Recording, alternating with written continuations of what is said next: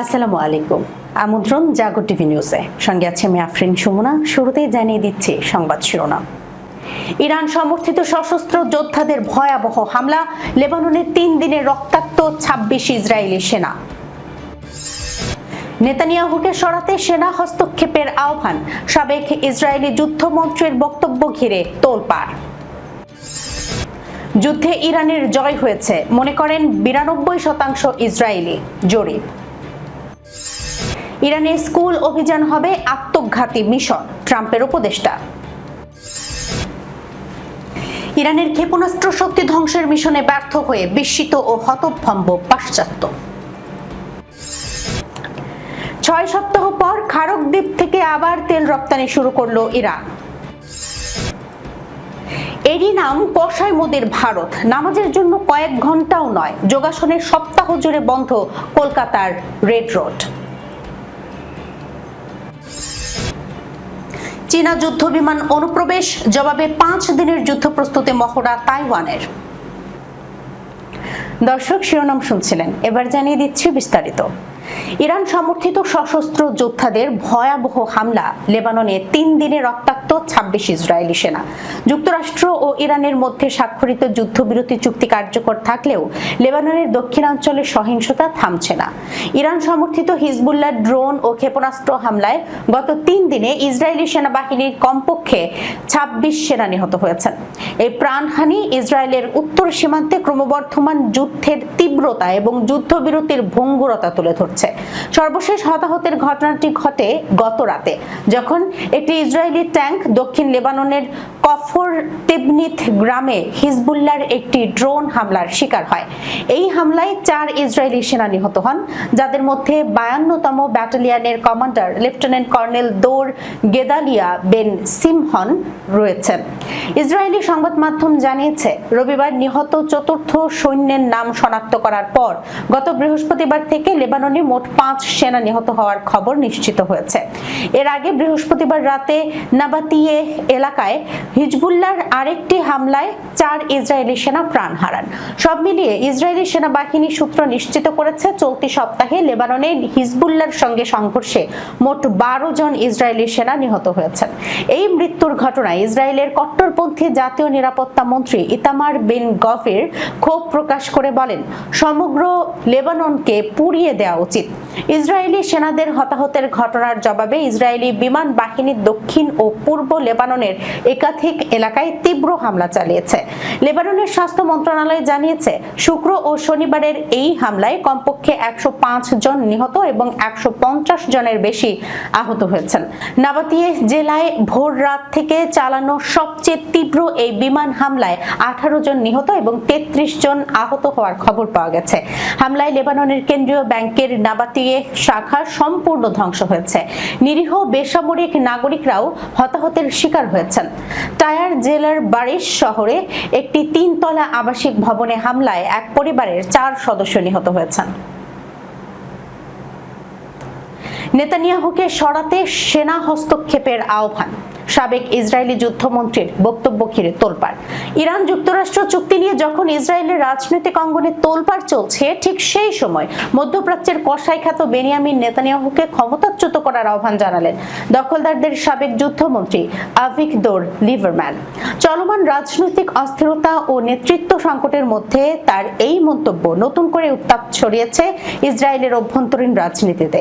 ইরানের আধা সরকারি সংবাদ সংস্থা তাসনিম নিউজ এজেন্সির খবরে বলা হয়েছে, ইসরায়েলের সাবেক যুদ্ধমন্ত্রী এবং ইসরায়েল বেইতেনু দলের প্রধান আভিগদোর লিবারম্যান দখলদার বাহিনীর চিফ অফ স্টাফ ইয়াল জামিরের প্রতি আহ্বান জানিয়েছেন, তিনি যেন প্রধানমন্ত্রী বেনিয়ামিন নেতানিয়াহু ও তার মন্ত্রিসভাকে ক্ষমতাচ্যুত করেন। নিজের সামাজিক যোগাযোগ মাধ্যমে দেয়া এক পোস্টে লিবারম্যান লিখেন, হিজবুল্লাহর সঙ্গে যুদ্ধবিরতি আমাদের মৃত্যুর সমান। আমরা ইয়াল জামিরের কাছে আহ্বান জানাই, তিনি যেন নেতানিয়াহুকে ক্ষমতাচ্যুত করেন। নেতানিয়াহুই 7 অক্টোবরের বিপর্যয়ের জন্য প্রধান দায়ী ব্যক্তি বলেও অভিযোগ করেন তিনি। লিবারম্যানের এমন অবস্থানকে ইতিমধ্যেই সমর্থন জানিয়েছেন অনেক ইসরায়েলি নাগরিক। সামাজিক যোগাযোগ মাধ্যমে তারা দখলদার সেনাবাহিনীর প্রতি রাজনৈতিক হস্তক্ষেপের আহ্বান জানাচ্ছেন বলেও বিভিন্ন প্রতিবেদনে দাবি করা হয়েছে। অপরদিকে অধিকৃত ফিলিস্তিনের বিভিন্ন শহরে নেতানিয়াহু ও তার সরকারের বিরুদ্ধে বিক্ষোভ অনুষ্ঠিত হয়েছে।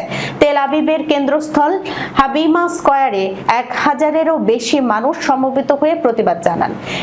একই ধরনের বিক্ষোভ অধিকৃত ফিলিস্তিনের উত্তরাঞ্চলীয় বসতিগুলোতেও এবং দক্ষিণাঞ্চলের বেইর শেভা শহরেও অনুষ্ঠিত হয়েছে।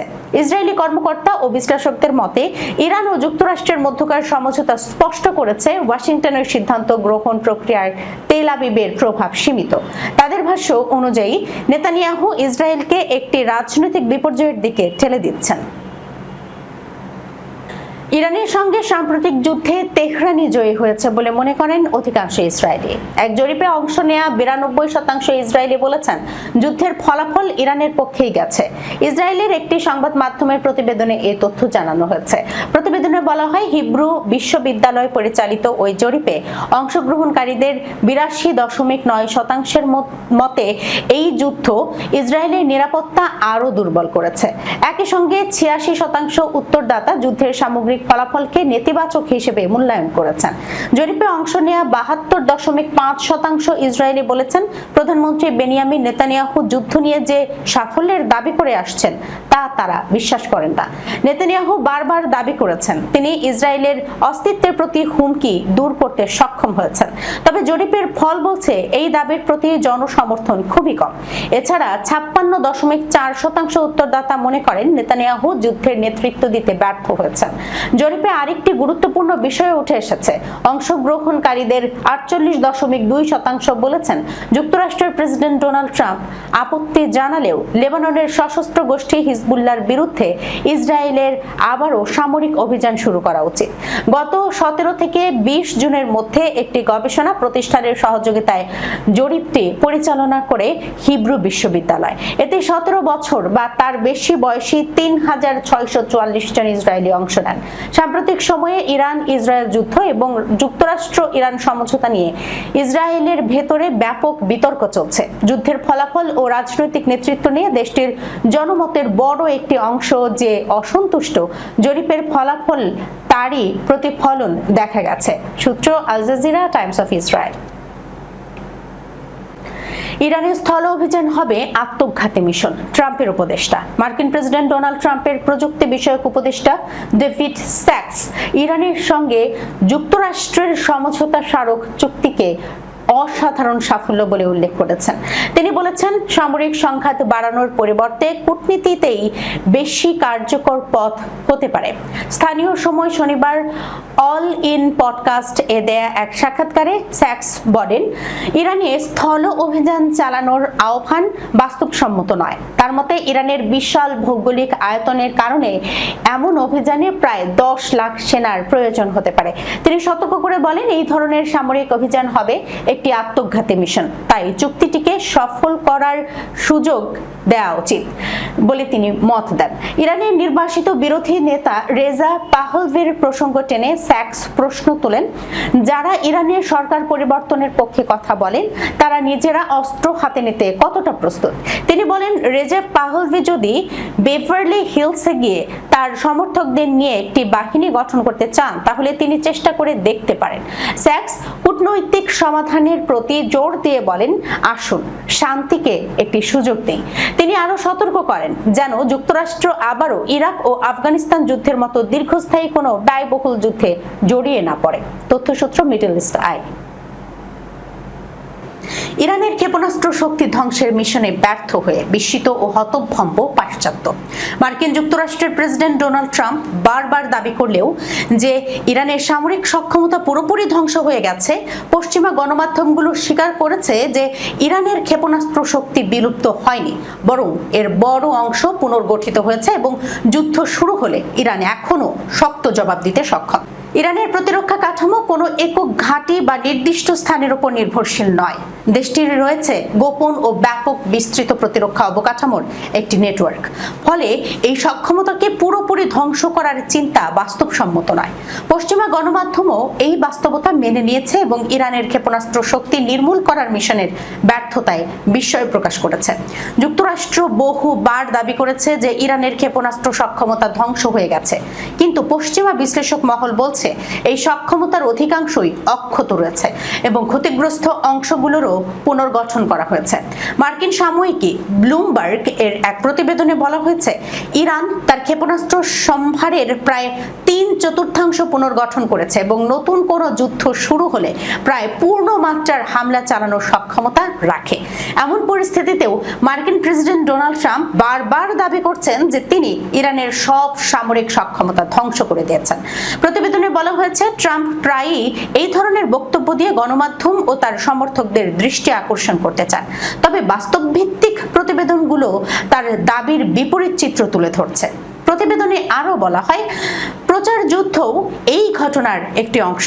যুক্তরাষ্ট্র এমন একটি ধারণা প্রতিষ্ঠা করতে চায় যে ইরানের আর পাল্টা জবাব দেওয়ার ক্ষমতা নেই, কিন্তু বাস্তবতা হলো ইরান ক্ষেপণাস্ত্র শক্তিধর অত্যন্ত শক্তিশালী একটি রাষ্ট্র। এর সক্ষমতার কিছু অংশ ক্ষতিগ্রস্ত হলেও দেশটি তা পুনর্নির্মাণ করতে পারে। ইরানের ক্ষেপণাস্ত্র শক্তিকে প্রতিবেদনে একটি দীর্ঘস্থায়ী সক্ষমতা হিসেবে বর্ণনা করা হয়েছে, যা শত্রুর হামলায় সহজে ধ্বংস হয় না। প্রতিরোধমূলক কৌশলের জন্য এই ধরনের সক্ষমতা অত্যন্ত গুরুত্বপূর্ণ। প্রায় 6 সপ্তাহ বিরতির পর ইরান আবার তার প্রধান তেল রপ্তানি কেন্দ্র খারক দ্বীপ থেকে অপরিশোধিত তেল লোড করা শুরু করেছে। যুক্তরাষ্ট্রের নৌবাহিনীর একটি নৌ অবরোধ প্রত্যাহারের পর এই কার্যক্রম আবার শুরু হয়। তথ্য অনুযায়ী বর্তমানে 3টি বড় তেলবাহী জাহাজ সি আইল্যান্ড টার্মিনালে নোঙর করেছে। প্রতিটি জাহাজ প্রায় 20 লাখ ব্যারেল পর্যন্ত তেল বহন করতে সক্ষম। স্যাটেলাইট চিত্রেও দেখা গেছে 3টির মধ্যে 2টি জাহাজ ইতিমধ্যেই জেটিতে ভিড়েছে, আর তৃতীয়টি কাছাকাছি পৌঁছাচ্ছে। ইউরোপীয় ইউনিয়নের স্যাটেলাইট ছবি অনুযায়ী এর আগে শুক্রবার পর্যন্ত এই জেটিগুলো খালি ছিল। মে মাসের পর থেকে এই এলাকায় খুব কম সময়ে কোনো বড় জাহাজ নোঙর করতে দেখা গেছে। বিশ্লেষকদের মতে, যুক্তরাষ্ট্রের সঙ্গে সাময়িক সমঝোতার পর উত্তেজনা কিছুটা কমায় ইরান দ্রুত তার তেল রপ্তানি পুনরায় শুরু করেছে এবং সরবরাহ ব্যবস্থা সক্রিয় করেছে। এছাড়া আরও জানা গেছে, কিছু তেলবাহী জাহাজ চাবাহার বন্দরের কাছে নোঙর করা অবস্থায় থেকে প্রায় 2 কোটি ব্যারেল তেল পরিবহন করেছে। নিরাপত্তা পরিস্থিতির অনিশ্চয়তার কারণে অনেক আন্তর্জাতিক জাহাজ হরমুজ প্রণালী দিয়ে চলাচল এড়িয়ে চলছে। তবে ইরান ধাপে ধাপে জাহাজগুলোকে আবার পারস্য উপসাগরে প্রবেশ করাচ্ছে। তথ্য অনুযায়ী তেলবাহী জাহাজ স্ট্রিম, ইম্পালা এবং লরেন 2 নামের 3টি জাহাজ হরমুজ প্রণালী অতিক্রম করে উপসাগরে প্রবেশ করেছে। খারক দ্বীপটি ইরানের সবচেয়ে গুরুত্বপূর্ণ তেল রপ্তানি কেন্দ্র, যেখানে দেশটির প্রায় 90% অপরিশোধিত তেল রপ্তানি করা হয়। এরই নাম কসাই মোদির ভারত। নামাজের জন্য কয়েক ঘন্টাও নয়, যোগাসনে সপ্তাহ জুড়ে বন্ধ কলকাতার রেড রোড। ধর্মনিরপেক্ষতার মুখোশধারী ভারতের আসল রূপ আরও একবার উন্মোচিত হলো পশ্চিমবঙ্গের বুকে। রাজ্যে হিন্দুত্ববাদী বিজেপি সরকার ক্ষমতায় আসার পর থেকেই সংখ্যালঘু মুসলিমদের ধর্মীয় ও নাগরিক অধিকার হরণের যে প্রক্রিয়া শুরু হয়েছে, তার সবচেয়ে নগ্ন বহিঃপ্রকাশ ঘটল কলকাতার ঐতিহাসিক রেড রোডে। শত বছরের ঐতিহ্যবাহী ঈদের নামাজকে যানজট ও নিরাপত্তার অজুহাতে প্রথমবারের মতো এবার নিষিদ্ধ করা হলেও সেই একই সড়ক টানা 7 দিন বন্ধ রেখে ঘটা করে উদযাপিত হলো আন্তর্জাতিক যোগ দিবস। আর তাতে অংশ নিলেন স্বয়ং ভারতের প্রধানমন্ত্রী নরেন্দ্র মোদী ও পশ্চিমবঙ্গের নতুন মুখ্যমন্ত্রী শুভেন্দু অধিকারী। পবিত্র ঈদের মাত্র কয়েক ঘন্টার জামাত বন্ধ করে দিয়ে 7 দিন রাস্তা আটকে এই হিন্দুত্ববাদী প্রদর্শনীর তীব্র নিন্দা জানিয়েছেন অধিকার কর্মী, সচেতন মহল এবং নেটিজেনরা। একে ভারতের সংখ্যালঘু মুসলিম সম্প্রদায়ের ক্রমবর্ধমান কোণঠাসা ও অধিকার হরণের চরম এবং নগ্ন দ্বিচারিতা বলে আখ্যা দিয়েছেন বিশ্লেষকরা। কলকাতার ব্যস্ততম ও অন্যতম প্রধান সড়ক রেড রোড। 1919 সাল থেকে, অর্থাৎ দীর্ঘ 107 বছর ধরে এই সড়কে নিয়ম করে বছরের 2টি ঈদে নামাজে শামিল হতেন হাজার হাজার মুসল্লি। কলকাতার খেলাফত কমিটির আয়োজিত এই ঈদ জামাতকে ভারতের অন্যতম বৃহৎ জামাত বলে দাবি করা হয়। শুধু কলকাতা বা পশ্চিমবঙ্গের বিভিন্ন জেলায় নয়, অগণিত পর্যটকও প্রতি বছর এই ঐতিহাসিক জামাতে অংশ নিতেন। কিন্তু পশ্চিমবঙ্গে ইসলাম বিদ্বেষী বিজেপি সরকার ক্ষমতায় বসার পরই মুসলিমদের এই ধর্মীয় ঐতিহ্যের উপর আঘাত হানা হয়। নিরাপত্তার ঠুনকো অজুহাতে এবার সেখানে ঈদের নামাজ পড়ার অনুমতি দেয়া হয়নি। সরকারের এই সিদ্ধান্ত স্থানীয় সংখ্যালঘু সম্প্রদায়ের মাঝে তীব্র আতঙ্ক ও গভীর উদ্বেগের সৃষ্টি করেছে। ঈদের নামাজের কয়েক ঘন্টার অনুমতি না মিললেও আন্তর্জাতিক যোগ দিবস উপলক্ষে শুভেন্দু অধিকারী নেতৃত্বাধীন রাজ্য সরকার রেড রোড টানা 7 দিন বন্ধ রাখার ব্যবস্থা করে। চীনা যুদ্ধবিমান অনুপ্রবেশ জবাবে 5 দিনের যুদ্ধ প্রস্তুতি মহড়া তাইওয়ানের। চলতি সপ্তাহে 5 দিনের যুদ্ধ প্রস্তুতি মহড়া পরিচালনা করবে তাইওয়ানের সেনাবাহিনী। সামরিক প্রশিক্ষণকে আরও বাস্তবধর্মী ও যুদ্ধকেন্দ্রিক করতে এই সিদ্ধান্ত নেওয়া হয়েছে বলে জানায় দেশটির প্রতিরক্ষা মন্ত্রণালয়। ইমিডিয়েট কমব্যাট রেডিনেস এক্সারসাইজ নামের এই মহড়া সোমবার শুরু হয়ে শুক্রবার পর্যন্ত চলবে। এটি তাইওয়ানের সশস্ত্র বাহিনীর বার্ষিক যৌথ সামরিক প্রশিক্ষণ কর্মসূচিরই অংশ। খবর রয়টার্সের।